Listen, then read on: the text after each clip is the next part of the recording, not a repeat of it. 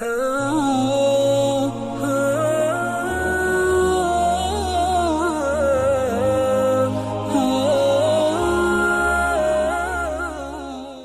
تو جو دعائیں وظائف میں بتایا کرتا ہوں اس کی عمومی اجازت ہوتی ہے،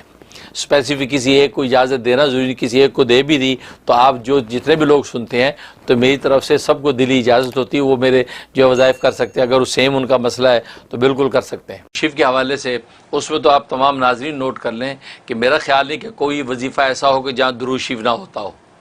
یہ انڈرسٹوڈ بات ہے کہ درود شریف اول آخر ضرور ہوتا ہے، عام طور پہ 11 دفعہ درود شریف بتایا جاتا ہے، اگر کبھی نہ بتایا ہو تو آپ درود شریف ضرور شامل کریں۔ اور اگر بعض ایسے وظائف ہوتے ہیں جس میں درود شریف نہیں پڑھنا ہوتا تو وہاں تصریح کر دی جاتی ہے کہ اول آخر درود شریف نہیں ہے۔ بس اوقات بعض دشمنوں کے لیے پڑھا جاتا ہے اور غیظ و غضب کے لیے پڑھا جاتا ہے، بعض وظائف ایسے ہیں کوئی کڑوی چیز منہ میں رکھ کے پڑھی جاتی ہے، اور درود شریف تو رحمت للعالمین کا تذکرہ ہے تو وہاں غضب میں رحمت کو کیوں ملائیں؟ اس لیے وہاں جو ہے مشائخ سلسلہ کہتے ہیں درود شریف نہ پڑھیں، یہ غیظ و غضب کے ساتھ جو ہے آپ یہ ورد کریں تاکہ اللہ کا غضب اس دشمن پہ ٹوٹے، تو وہ خاص تو اس کی تصریح کر دیتے ہیں۔ لیکن عام طور پہ اگر میں نہ بتاؤں تو پھر آپ انڈرسٹوڈ سمجھ کے درود شریف لازمی شامل کریں، کیونکہ درود شریف کی برکت سے تو وظیفہ آپ کا قبول ہونا ہے اور اللہ کے جو شرف قبول نصیب ہوگا، تو درود شریف جو ہے آپ بالکل اس میں پڑھیں۔ اور ایک اس کے اندر تاثیر یہ کہ کوئی چاہتا ہے کہ مکاشفات ہوں، علم کشف کی کوئی کیفیت ظاہر ہو، اس کے لیے اس کو کثرت سے اس کا ورد کرنا۔ کثرت سے مراد یہ کہ کوئی عدد اگر متعین کرنا چاہتا ہے تو اپنے نام کے عدد نکال کے اس کو 8 کے ساتھ ملٹیپلائی کرے، یا خود اس کے جو عدد ہے 256 اس کو 5 کے ساتھ ملٹیپلائی کرے، تو جتنا عدد آ جائے وہ عدد رات میں یا دن میں کسی تنہائی میں کہ کوئی دوسرے کا وہاں گزرنا ہو تو وہاں اس کو جو ہے وہ پڑھنا شروع کر دے، اور اپنے قلب کی تصور کر کے توجہ کر کے اس کا یا نورو یا نورو یا نورو کا ورد رکھے، اور اول آخر 11 مرتبہ درود شریف پڑھ لے اور پڑھ کے اپنے بدن میں پھونک لے اور اللہ سے دعا کر لے۔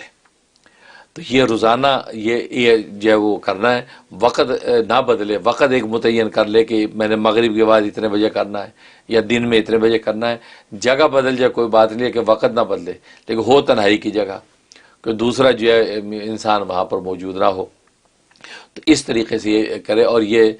41 ڈے پورا ایک چلہ کرے، 41 دن کی پابندی سے کرے، تو پہلے دن کی کیفیت نوٹ کر لے اور آخری دنوں کی کیفیت نوٹ کر لے تو انشاءاللہ بہت بڑا فرق دیکھے گا، اس کو اللہ تبارک و تعالی خاص جو ہے وہ ایسی ول پاور عطا کر دیں گے کہ چیزیں اس میں منکشف ہونے لگیں گی، سبحان کہ اس کے حقائق کیا ہے، یہ اس کے اندر خوبی ہے۔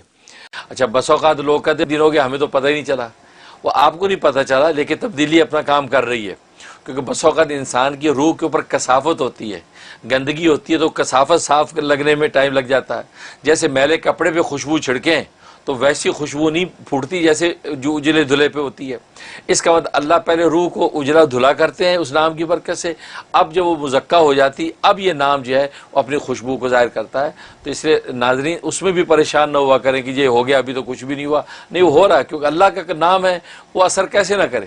اب شہد کا لفظ بولے تو منہ میٹھا ہو جاتا ہے، لیمو بولے تو منہ میں پانی آ جاتا ہے، تو یہ دنیا کی معمولی چیزیں اب اتنا اثر رکھتی ہیں کہ نام لو تو منہ میں پانی آئے، تو اللہ کا نام اثر نہیں کر رہا ہے۔ ہماری روح کا جو تعلق اللہ سے اس میں کمی ہے، اصل میں وہ اس کی صفائی ہو رہی ہے، وہ جب شفاف آئینہ ہو جائے گا اب چہرہ آپ کو صاف نظر آئے گا، گویا کہ اب اس کی تاثیر ظاہر ہوگی۔ دنیا کے مسائل ہیں، ہم لوگوں کے مسائل ہیں یہ، اور لوگوں کو گھر بیٹھے اپنے لیونگ روم میں، اپنے بیڈ روم میں، ٹی وی کے اوپر، فون کے اوپر یہ مسائل کا حل یوں مل جاتا ہے،